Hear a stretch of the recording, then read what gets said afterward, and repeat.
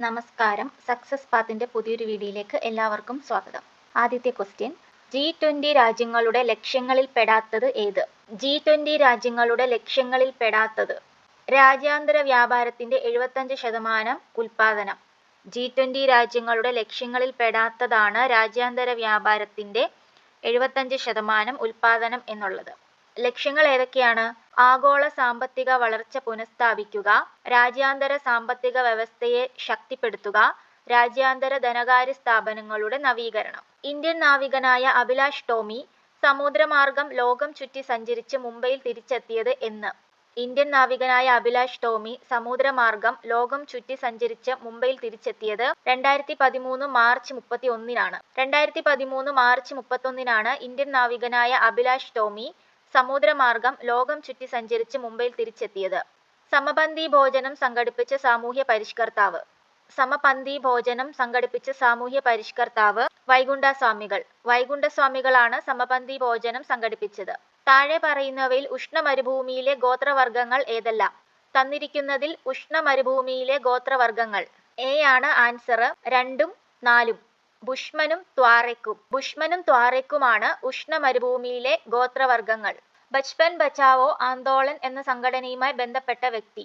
ബച്പൻ ബച്ചാവോ ആന്തോളൻ സംഘടനയുമായി ബന്ധപ്പെട്ട വ്യക്തി Kailas Satyarthi.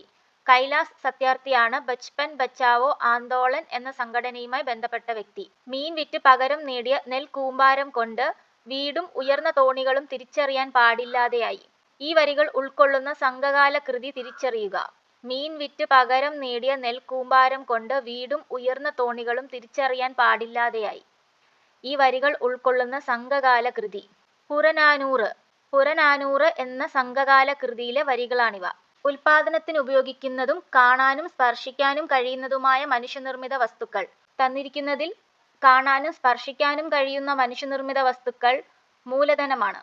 2022 FIFA World Cup ഫുട്ബോളിൽ ഗോൾഡൻ ബൂട്ട് ലഭിച്ച കളിക്കാരൻ ആരാണ്? 2022 ഫിഫ വേൾഡ് കപ്പ് ഫുട്ബോളിൽ ഗോൾഡൻ ബൂട്ട് ലഭിച്ച കളിക്കാരൻ കിലിയൻ എംബാപ്പെ.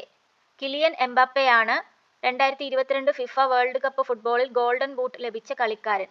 2013 ഒടുവിൽ സൗരയൂഥത്തിൽ എത്തിയ വാൽനക്ഷത്രം. ഐസൺ. ഐസൺ ആണ് 2013 ഒടുവിൽ സൗരയൂഥത്തിൽ എത്തിയ വാൽനക്ഷത്രം.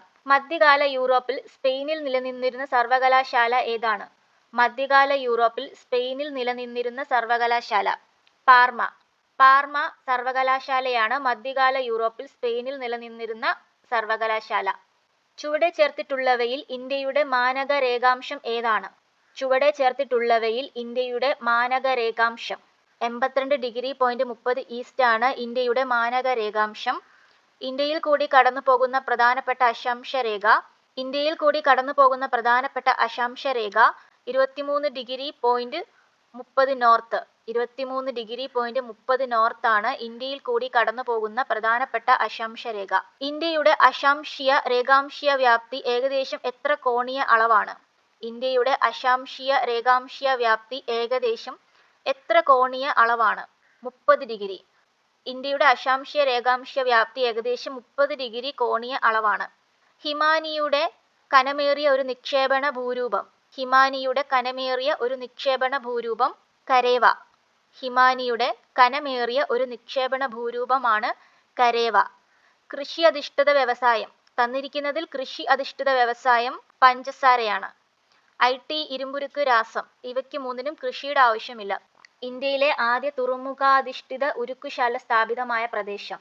ഇന്ത്യയിലെ ആദ്യ തുറമുഖാധിഷ്ഠിത ഉരുക്കുശാല സ്ഥാപിതമായ പ്രദേശം വിശാഖപട്ടണം. വിശാഖപട്ടണമാണ് ഇന്ത്യയിലെ ആദ്യത്തെ തുറമുഖ അധിഷ്ഠിത ഉരുക്കുശാല സ്ഥാപിതമായ പ്രദേശം.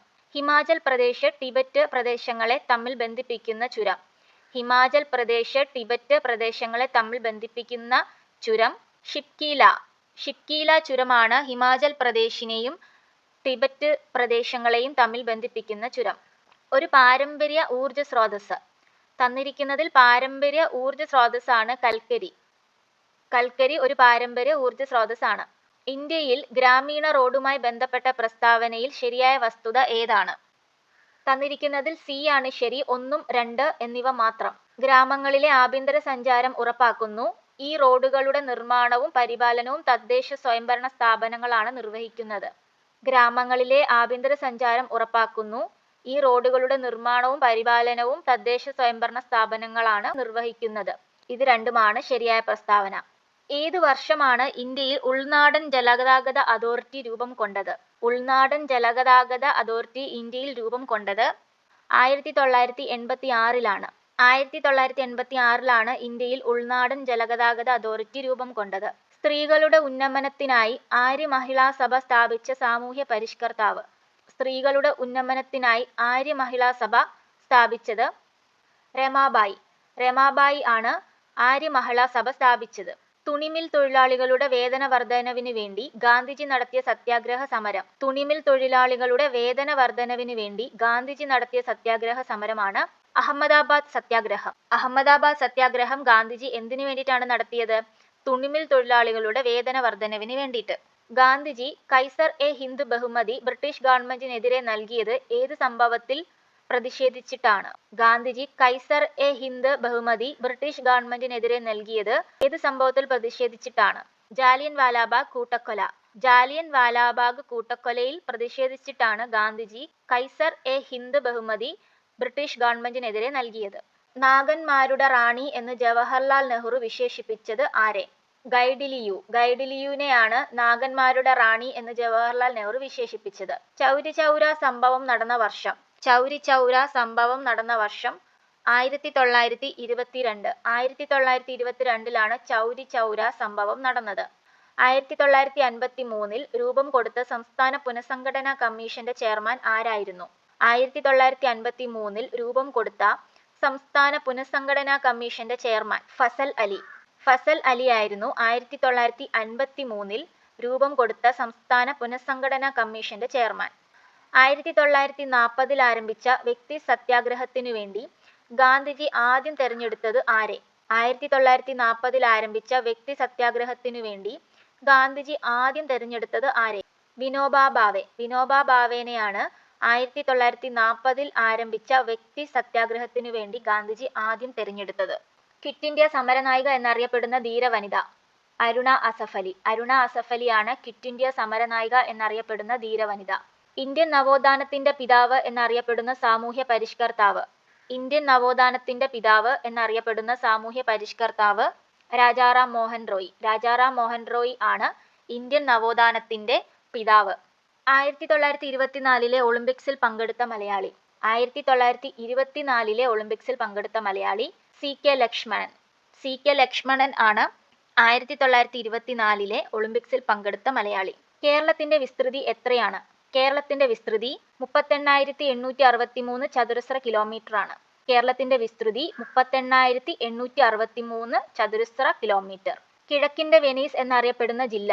ആലപ്പുഴ. ആലപ്പുഴയാണ് കിഴക്കിന്റെ വെനീസ് എന്നറിയപ്പെടുന്ന ജില്ല. കേരളത്തിൽ ഏറ്റവും അധികം വനമേഖലയുള്ള ജില്ല. ഇടുക്കി. ഇടുക്കിയാണ് കേരളത്തിൽ ഏറ്റവും അധികം വനമേഖലയുള്ള ജില്ല. കേരളത്തിലെ ഏറ്റവും വലിയ കായലായ വേമ്പനാട്ടു കായൽ ഏതെല്ലാം ജില്ലകളിൽ വ്യാപിച്ചു കിടക്കുന്നു? ആലപ്പുഴ, കോട്ടയം, എറണാകുളം.